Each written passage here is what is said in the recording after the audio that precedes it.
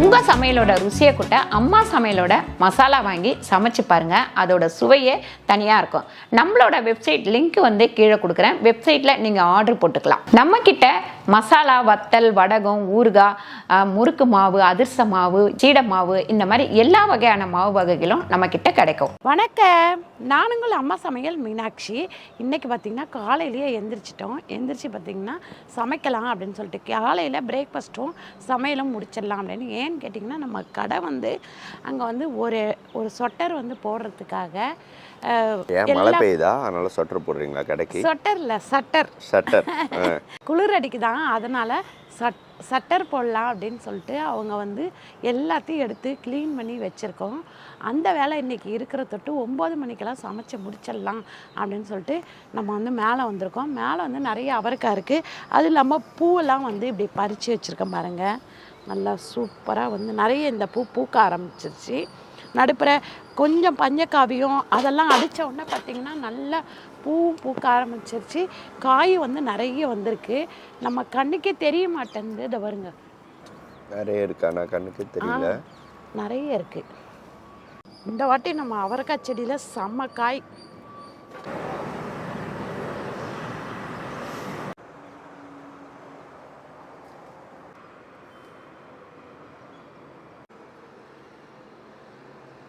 ஒரு கிலோ கிட்டத்தட்ட நமக்கு வந்து அவரைக்காய் வந்திருக்கும். பூ வந்து மறைஞ்சிருச்சு. அவரைக்காய் பறித்து பட்டோன்னே அப்புறம் முருங்கைக்கீரையும் ஒரு கொத்து பறிச்சுட்டேன். இதை போட்டு நம்ம வந்து பருப்பு போட்டு கடைஞ்சிடலாம் அப்படின்னு சொல்லிட்டு அவரைக்காய் வந்து கார வறுவல் பண்ணிடலாம் அப்படின்னு சொல்லிட்டு இன்னைக்கு இவ்வளோ பறிச்சிருக்கோம் நம்ம மாடியிலேருந்து. ரொம்ப ஹாப்பியாக இருக்கும். ரொம்ப நாளுக்கு அப்புறம் இவ்வளோ வந்து நம்ம அறுவடை பண்ணுறோம் நம்மளுடைய மாடி தோட்டத்துலேருந்து. இப்போ கத்திரிக்காய் செடியெல்லாம் வச்சுருக்கேன். அதெல்லாம் கொஞ்சம் நல்லா வளர்ந்துட்டுருக்கு. வளர்ந்த உடனே பார்க்கலாம். ஒரே ஒரு டம்டங்காய் காய்ச்சிருக்கு. ஆனால் இப்போ பூ எடுத்துருக்கு, நிறைய காய்க்கும். நான் இது எல்லாத்தையுமே ஏன் முத்தினதும் பறிச்சிட்டு வந்தேன்னா அந்த விதையை வந்து நம்ம எடுத்து காய வச்சுக்கலாம். இங்கே வந்து பார்த்திங்கன்னா இவ்வளோ நம்மளுக்கு அவரைக்காய் கிடச்சிருக்கு. இதெல்லாம் கட் பண்ணி எடுத்துகிட்டு அதுக்கப்புறம் சமைக்க போகலாம். இது வந்து பார்த்திங்கன்னா ஊட்டி கேரட்டு. நாங்கள் ஊட்டி போனோம் இல்லையா, நாங்கள் ஸ்டே பண்ணியிருந்த பக்கத்தில் ஒரு தோட்டம் இருந்தது. அவங்க வந்து அவங்களே பறித்து கொடுத்தாங்க. நிறைய ஒரு பை நிறையா கொடுத்தாங்க. எல்லாருக்கும் கொடுத்துட்டு நான் கொஞ்சோண்டு வச்சுக்கிட்டேன். ஆக்சுவலி வந்து பார்த்திங்கன்னா இப்போ நாங்கள் டேஸ்ட் பார்த்த வரைக்கும் கொடைக்கானலுக்கும் ஊட்டிலையும் இருக்குது கேரட் வந்து கொஞ்சம் டிஃப்ரெண்ட்டாக இருக்குது டேஸ்ட்டு. இது வந்து நம்ம ஊட்டி கேரட் வந்து நல்லாவே ரொம்ப டேஸ்ட்டு, ஸ்வீட்னஸ் அதிகமாக இருக்குது. கொடைக்கானலோட ஸ்வீட்னஸ் கொஞ்சம் கம்மியாக இருந்தது. பட் நல்ல செம்ம டேஸ்ட்டு. நாங்கள் அங்கேயே அல்வா பண்ணலான்னா பிளான் பண்ணோம். மார்க்கெட் போகும்போது மார்க்கெட்டில் சொல்லுவாங்க, அதாவது மூட்டையில் நம்ம எடுக்கிறோம் இல்லைங்களா மால்ட்டுக்கெலாம், அப்போ வந்து சொல்லுவாங்க ரேட்டு கேட்டோம்னா, அக்கா இது ஊட்டி கேரட்டுக்கா அப்படின்வாங்க. அவங்க சொல்லும் போது தெரியல. இப்போ அங்கே போனதுக்கப்புறம் தான் அதோட டிஃப்ரெண்ட் என்ன அப்படின்றது தெரியுது. நல்லா வந்து விவசாயம் அங்கே ஊட்டியில் வந்து பயங்கர விவசாயம்.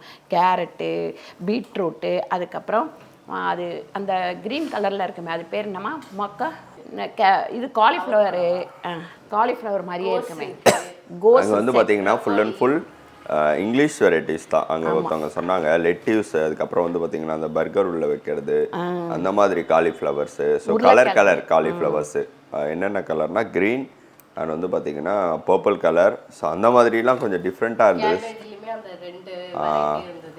ஸ்ட்ராபெரி ஸோ எல்லாமே இங்கிலீஷ் வெரைட்டிஸாக வந்து அங்கே வைக்கிறேன் அப்படின்னு சொல்லிட்டு இருந்தாங்க.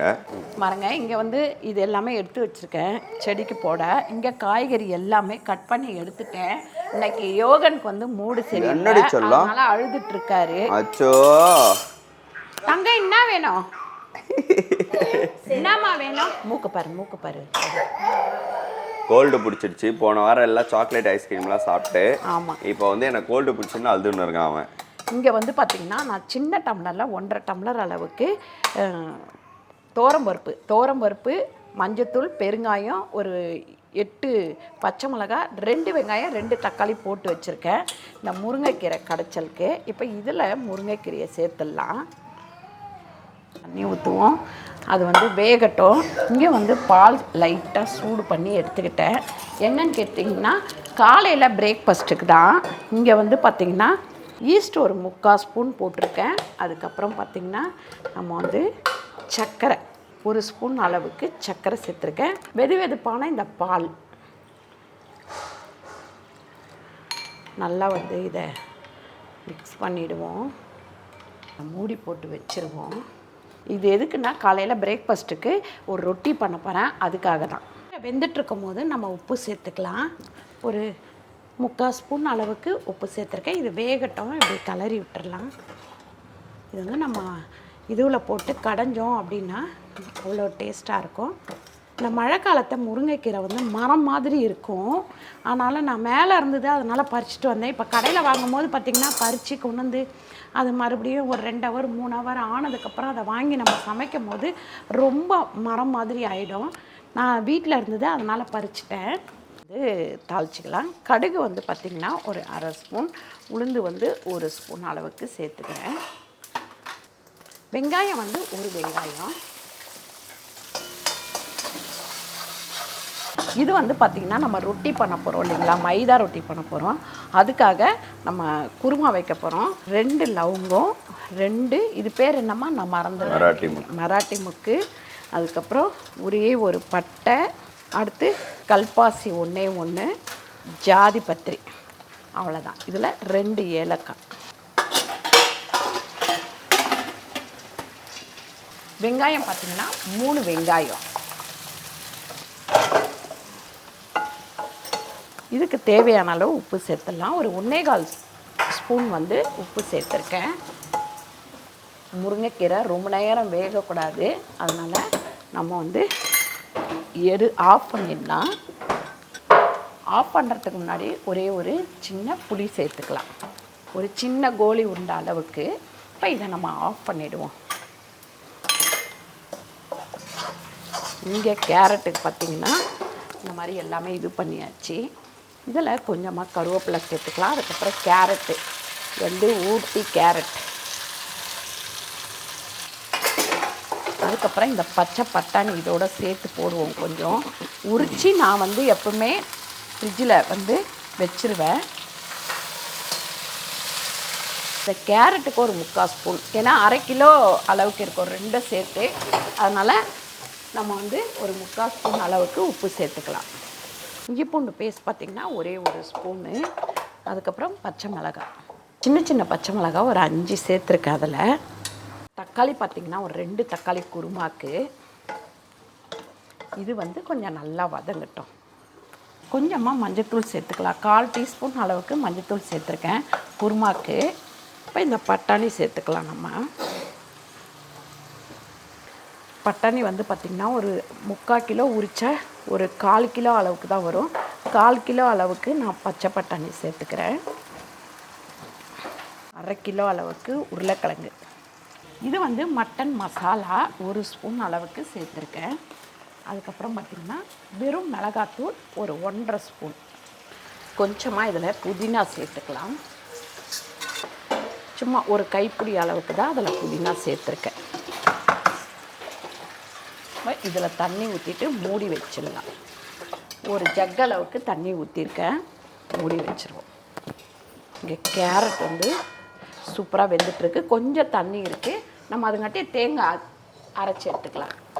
நான் ரொட்டி பண்ணுறதுக்கு ஒரு 700 கிராம் இருக்கும், 3/4 கிலோ இருக்கும். மைதா எடுத்து வச்சுருக்கிறேன்.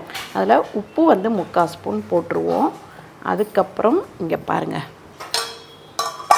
எப்படி சூப்பராக நம்மளுக்கு வந்து அது பேர் ஈஸ்ட் வந்து நல்லா பொங்கி வந்திருக்கு. இப்போ இதை வந்து ஒரு கரண்டி வச்சு கலந்துக்கலாம். இதில் ஊற்றி பிணைஞ்சிரும். இன்னும் கொஞ்சம் மாவு சேர்த்துக்கலாம். ஒரு 100 கிராம் எடுத்து வச்ச திரட்டுறதுக்கு அதையும் எடுத்து வச்சு கொட்டிடுவோம். இப்போ நம்ம தண்ணி கொஞ்சம் ஊற்றி பிணைஞ்சிக்கலாம். பாருங்கள், கொஞ்சமாக 1 ஸ்பூன் அளவுக்கு எண்ணெய் விட்டுட்டு நல்லா வந்து இந்த மாதிரி ஒரு 1/2 ஹவர் ஆகட்டும். அதுக்கப்புறம் சுட்டுக்கலாம். தேங்காய் வந்து நான் மிக்சியில் போட்டு வச்சுருக்கேன். தம்பிக்கு சளி கொஞ்சம் பிடிச்சிருச்சு. ஆனாலும் நான் இப்போ வந்து சொன்னேன், எல்லாரையும் திட்டுறான், அடிக்கிறான்.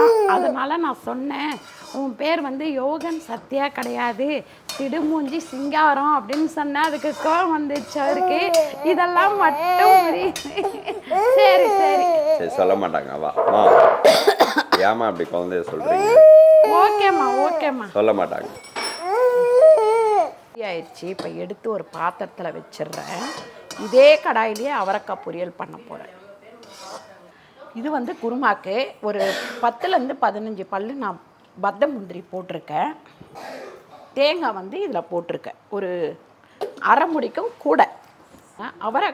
அவரைக்காய் பொரியலுக்கு ஒரு 3 ஸ்பூன் அளவுக்கு எண்ணெய் ஊற்றிருக்கேன். எண்ணெய் கொஞ்சம் நல்லா காயட்டும். இங்கே காய்கறி வெந்துருச்சான்னு பார்க்கலாம். குருமாக்கு உருளைக்கிழங்கு எல்லாம் நல்லா வெந்துருச்சு. இந்த தேங்காய் வந்து இதில் ஊற்றிக்கலாம். கொஞ்சம் தண்ணி ஊற்றிடலாம், அவ்வளோதான். குருமா வந்து ரெடி. இப்போ மூடி வச்சுட்டு நல்லா கொதித்த உடனே இறக்கிக்கலாம். அவரைக்காய் பொரியலுக்கு ஒரு அரை ஸ்பூன் அளவுக்கு கடுகு சேர்த்துக்கலாம். ஒரு 2 வெங்காயம் இதில் சேர்த்துக்கலாம். உப்பு வந்து பார்த்திங்கன்னா ஒரு ஸ்பூன் அளவுக்கு உப்பு. தக்காளி வந்து ஒரு 3 தக்காளி. சூப்பராக குருமா ரெடி ஆயிடுச்சு. அப்படியே நம்ம கொஞ்சமாக கொத்தமல்லி போட்டுக்கலாம். இதை எடுத்து இதில் போட்டுருவோம். பெரிய அடுப்பில் இங்கே தோசைக்கல்லை வச்சிடலாம். தள்ளு தங்கம் தள்ளு. சப்பாத்திக்கு 1/4 டீஸ்பூன் மஞ்சள்தூள் சேர்த்துக்கலாம். அதுக்கப்புறம் இந்த அவரைக்காவும் இதில் சேர்த்துக்கலாம். கிட்டத்தட்ட 3/4 கிலோ அளவுக்கு நமக்கு அவரைக்காய் கிடச்சிருக்கு. அதுக்கு வந்து பார்த்திங்கன்னா நம்ம குழம்பு மிளகாத்தூள் தான் போட போகிறோம். சப்பாத்தி கட்டை எடுத்துருமா மேலே.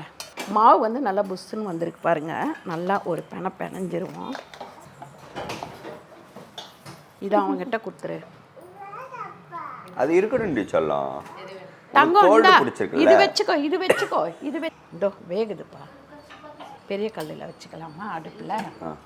எண்ணெய் ஊற்றணும். எண்ணெய் ஊற்றினதுக்கப்புறம் பார்த்திங்கன்னா இப்படி நல்லா புஷ்ஷுன்னு வரும். அப்படியே திருப்பி போட்டு இன்னும் கொஞ்சம் நல்லா இந்த மாதிரி சாஃப்டாக வரும் நமக்கு. அவ்வளோதான்.